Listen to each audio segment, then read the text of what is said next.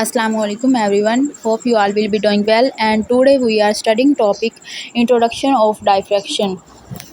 What actually diffraction is?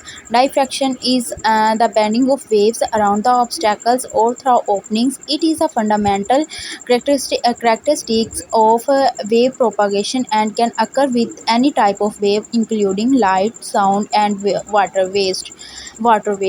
Diffraction एक wave phenomena है, ये क्या फिनोमेना है कि इसके अंदर वेव्स जो हैं वो बैंड हो जाते हैं। क्यों बैंड होते हैं? यानी वेव्स अपना रास्ता तब्दील कर लेती हैं। वो क्यों कर लेती हैं? बिकॉज ऑफ जो रास्ते में ऑब्स्टिकल्स आ जाते हैं, उसी वजह से वेव्स अपना जो रास्ता चेंज कर लेती हैं, अपना बैंड होना शुरू हो जाती हैं। इसे कहते हैं डाइफ्रैक्शन, और ये एक फंडामेंटल करैक्टरिस्टिक है वेव प्रोपगेशन की। ठीक है, ये किसी भी तरह की वेव के साथ हो सकता है, जैसे कि लाइट, साउंड और वेस्ट वाटर। अगर हम एग्जांपल देखें तो फॉर एग्जांपल हम दूर से हमें कोई आवाज़ देता है तो हमारे कान तक पहुंचने तक वो क्लियर नहीं होती है, वो किसी कॉर्नर से टकरा जाती है। कॉर्नर से टकराने के बाद जब वो हमारे पास वापस आती है तो वो डाइफ्रैक्ट होकर आती है। इसी तरह अगर एक और एग्जांपल ले तो फॉर एग्जांपल एक लाइट है, लाइट वो एक डोरवे से फॉर एग्जांपल एक सन है, हम एक घर में खिड़की के पास खड़े हुए हैं और सामने से सनलाइट आ रही है अंदर की तरफ। तो सनलाइट क्या है, वो विंडो से और डोरवे से टकराने के बाद, उनके एजेस से टकराने के बाद एक हेलो इफ़ेक्ट पैदा कर रही है अंदर की तरफ। हमें लग रहा है कि लाइट शो हो रही है, तो लाइट वेव्स क्या कर रही हैं, वो बेंड होकर अंदर की तरफ आ रही हैं, डाइफ्रैक्ट होकर आ रही हैं। That is the concept of diffraction.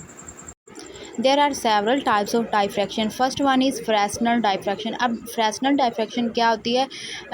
ऐसी डाइफ्रैक्शन जो कि एक स्मॉल अपार्चर की वजह से हो रही हो, तो ऐसी डाइफ्रैक्शन को फ्रैक्शनल डाइफ्रैक्शन कहते हैं। This type of diffraction occurs when light waves pass through a small इसके अपार्चर एक अगर common such as example pin देखें होल तो फॉर और एग्जांपल स्लिट। अगर हम एक पिन होल लें और उसके अंदर से हम एक आई से हम लाइट को देखना चाहें, तो हमें क्या होगा, एक जो शाइनी लाइट शो होगी।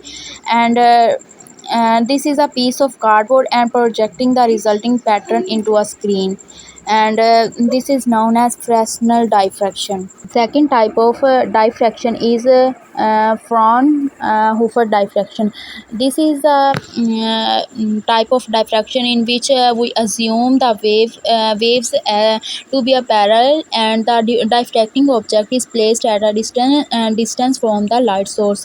The resulting diffraction pattern is a series of bright and dark bands known as interference fringes. अब इसका मतलब ये है कि जब ये इस तरह की लाइट वेव्स हैं जिनको हम अज्यूम करते हैं कि वो उसके मोस्टली चांसेस ये हैं कि वो पैरेलल, उसकी जो वेव्स होंगी उनकी डायरेक्शन पैरेलल होगी, और ऐसा ऑब्जेक्ट जो होता है वो डिस्टेंस वो एक ज़्यादा लाइट सोर्स से ज़्यादा डिस्टेंस पर रखा जाता है, जिससे क्या होता है, जो रिजल्टिंग डाइफ्रैक्शन पैटर्न होता है उस पे जो ब्राइटनेस होती है, ब्राइटनेस की डार्क बैंड्स बन जाती हैं, उनको इंटरफेरेंस फ्रिंजेस भी कहा जाता है। इसकी एक एग्जांपल लें तो जो एक स्टार होता है उसकी जो लाइट होती है वो अर्थ एटमॉस्फेयर से जब पास होती है तो डाइफ्रैक्शन पैटर्न ऑब्ज़र्व किया जा सकता है, और ऐसा डाइफ्रैक्शन पैटर्न एक टेलीस्कोप से ऑब्ज़र्व किया जाता है। इसे कहते हैं फ्रॉनहोफर डाइफ्रैक्शन। थर्ड टाइप होती है किर्चहोफ डाइफ्रैक्शन। ये एक ऐसी टाइप है जिसके अंदर this type of diffraction takes into account both the wave nature of light and the geometry of the diffracting object. It is used to calculate the diffraction pattern for complex objects such as the lenses and the gratings. यानी एक ऐसी grating होती diffraction होती है जिसके अंदर दो चीज़ों को डिस्कस किया जाता है, एक तो वेव नेचर को, और जो दूसरा जो वेव्स जिन चीज़ों से डाइफ्रैक्ट करती हैं उन चीज़ों की जियोमेट्री को। और ये जो डाइफ्रैक्शन होती है इसको हम यूज़ करते हैं कैलकुलेट करने के लिए कम्प्लेक्स ऑब्जेक्ट्स को, जैसा कि लेंसेज को और ग्रेटिंग्स को। और इसके एक अगर एग्जांपल देखें तो ग्रेटिंग्स इसकी बेस्ट एग्जांपल है। ग्रेटिंग क्या होता है? एक ऐसा ऑब्जेक्ट जिसके अंदर क्लोजली स्पेस्ड पैरेलल लाइंस होती हैं जो कि सरफेस के साथ अटैच की जाती हैं। जब लाइट उन ग्रेटिंग लाइन से पास करती है तो डिफ्रैक्ट होते हैं और डायफ्रैक्ट होने के बाद एक ब्राइट और डार्क लाइंस का बैंड बना देती है। दिस इज़ नोन एज कीच हूफ डायफ्रैक्शन।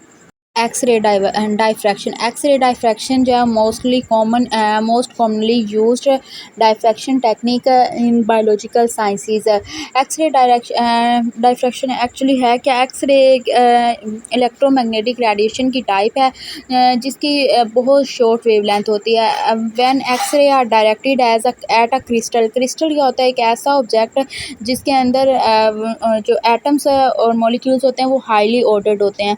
जब एक्स-रेज़ एक क्रिस्टल्स डायरेक्ट करती है तो उससे क्या होता है, एक क्रिस्टल लेटिस प्रोड्यूस होता है। क्रिस्टल लेटिस प्रोड्यूस होने से डायफ्रैक्शन पैटर्न प्रोड्यूस होता है that can be used to determine the crystal structure. X-ray diffraction के कॉमन एग्जांपल है सबसे पहले एक्स-रे को 1955 के अंदर फ्रांसिस ने डीएनए स्ट्रक्चर को फाइंड आउट करने के लिए एक्स-रे डायफ्रैक्शन का यूज़ किया था। तो एक्स-रे डायफ्रैक्शन को मोस्ट कॉमनली बायोलॉजिकल मॉलिक्यूल की को स्टडी करने के लिए यूज़ किया जाता है। दैन फिफ्थ टाइप है अकॉस्टिक डायफ्रैक्शन। अकॉस्टिक डायफ्रैक्शन क्या होता है, ये साउंड के रिलेटेड है। Sound waves can also diffract especially when they encounter obstacles or pass through openings. This can be used to create acoustic lenses and other devices that manipulate sound waves. अब acoustic lenses क्या होते हैं, ऐसी lenses जो कि frequencies को कम करते हों ताकि वॉइस को क्लियर किया जा सके। ऐसे लेंसेज को प्रिपेयर करने के लिए अकॉस्टिक डायफ्रैक्शन यूज़ की जाती है। इसकी एक कॉमन एग्जांपल ये है कि अगर फॉर एग्जांपल हम किसी बिल्डिंग या हिल के अराउंड कहीं खड़े हुए हैं तो जब वहाँ पर साउंड प्रोड्यूस होगी तो हम जिस तरह मूव करेंगे ऑब्स्टैकल्स बढ़ती जाएंगी तो वॉइस क्लैरिटी कम होती जाएगी। That is acoustic diffraction. Next है मैकेनिज़्म ऑफ डायफ्रैक्शन। मैकेनिज़्म जो है डिपेंड करता है हाइजेंस प्रिंसिपल पे। अब हाइजेन प्रिंसिपल क्या है, it states that the every point on a wave front can be considered as a source of secondary wave that propagate outward in all the direction. यानी एक wave front जो है वो जिस सरफेस के ऊपर टकराती है, स्ट्राइक करती है, वो सेकेंडरी वेव सोर्स कहलाता है क्योंकि वहाँ से वेव जो प्रोपागेट करना शुरू होती है outwards in all the direction. When a wave encounters an obstacle or pass through an opening, the wave front is disrupted and the secondary waves interfere with each other, creating a diffraction pattern. The size and shape of the obstacle or opening determines the diffraction pattern that is produced. यानी इस let's suppose example of first law of thermodynamic. First law of thermodynamic कहता है कि energy की किसी भी form को ना तो ख़त्म किया जा सकता है, ख़त्म नहीं किया जा सकता कभी भी, बल्कि उसे एक फॉर्म से दूसरी फॉर्म में कन्वर्ट किया जा सकता है। इसी तरह वेव की अगर एग्जांपल लें तो वेव अभी तो एक एनर्जी की फॉर्म है तो उसे डिस्ट्रॉय नहीं किया जा सकता, बल्कि जब वो एक सरफेस के ऊपर स्ट्राइक करती है तो सरफेस उसके लिए एक ऑब्स्टैकल बन जाती है और वहाँ से वो आउटवर्ड डायरेक्शन में मूव कर जाती है। That is the mechanism of diffraction. In case of light wave की फॉर्म में के केस में ये होगा कि in case of light waves the diffraction pattern is determined by the wavelength of the light and the size of opening और obstacle. यानी जो डायफ्रैक्शन पैटर्न होगा वो डिपेंड करेगा वेवलेंथ पे के साइज़ पे और डिपेंड करेगा ओपनिंग पे या फिर ऑब्स्टैकल पे। For example if the opening is much larger than the wavelength of the light the diffraction pattern will be relatively small. For example एक स्मॉल होल है तो उसके अंदर से लाइट जब पास करेगी तो उसका जो डायफ्रैक्शन पैटर्न बनेगा वो डार्क बनेगा। लेकिन अगर वही होल को हम इंक्रीज़ कर दें और फिर उसे लाइट पास करवाएं तो उसका जो पैटर्न बनेगा वो डेफिनेटली स्मॉल होगा। And if the opening is about the same size as the wavelength of the light, the diffraction pattern will be much larger. अगर wavelength का size और साथ में opening सेम हो तो फिर जो diffraction pattern होगा वो भी larger होगा। As shown in this picture, how light waves are diffracted. So kindly take screenshot of this picture and see how light wave actually been created and diffracted.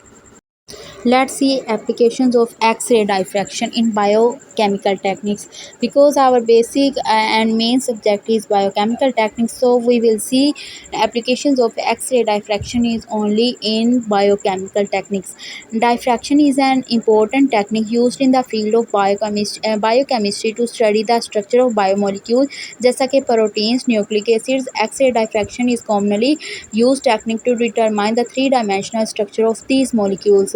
For example DNA structure को study करने के लिए X-ray diffraction use की जाती है। In X-ray crystallography, a crystal of biomolecule is bombarded with the X-rays which diffract of atoms in the crystal. The diffraction pattern is recorded and analyzed to determine the position of the atoms in the molecule. This information can be used to create a three-dimensional model of the molecule. For example, एक molecule है, उसके अंदर different atoms हैं, तो उससे क्या किया जाएगा, जो मॉलिक्यूल है वो हाईली ऑर्डर्ड फॉर्म में है, क्रिस्टल्स की फॉर्म में है, तो एक्स-रे क्रिस्टलोग्राफी से उसके अंदर एक्स-रे पास करवाई जाएंगी, बम्बार्ड की जाएंगी। जब एक heavy number of X-ray bombardment होगी तो उससे क्या होगा, एटम्स के साथ एक्स-रेज डायफ्रैक्ट हो जाएंगी। जिस एंगल से डायफ्रैक्ट होंगी उस एंगल से हम चेक कर लेंगे, एनालाइज कर लेंगे एटम्स की डायरेक्शन को, मॉलिक्यूल की डायरेक्शन को। Another application of diffraction in the biochemistry is in small angle X-ray scattering. This is known as SAXS, which is used to study the shape and size of macromolecules in solution. In SAXS, a beam of X-ray is directed at a sample of biomolecule in the solution, and the scattered X-rays are collected and analyzed to determine the size and shape of the molecule. यानी जो diffraction technique है इसको हम बहुत ही small molecules के size को, shape को चेक करने के लिए यूज़ करते हैं। In addition to X-ray diffraction, other forms of diffraction such as the electron diffraction and neutron diffraction can also be used to study the structure of biomolecules. These techniques are particularly useful for studying large biomolecules that cannot be crystallized, such as membrane proteins.